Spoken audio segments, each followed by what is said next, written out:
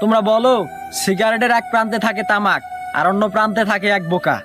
একটা ছেলে কখনো ইচ্ছা করে বোকা হয় না। কারো কাছে সিগারেট কেবল বিলাসিতা, আবার কারো কাটায় আকাশ সমান দুশ্চিন্তা।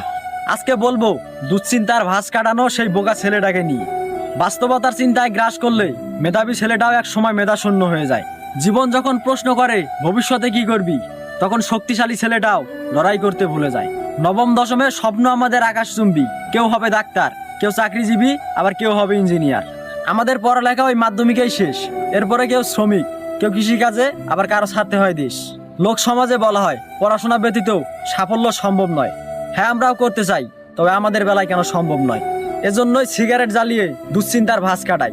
কারণ আমাদের বাবাদের টাকা থাকে না, আমরা মধ্যবিত্ত ঘরের সন্তান। আমাদের জীবন সুন্দর করার আগে প্রয়োজন পড়ে ইনকাম।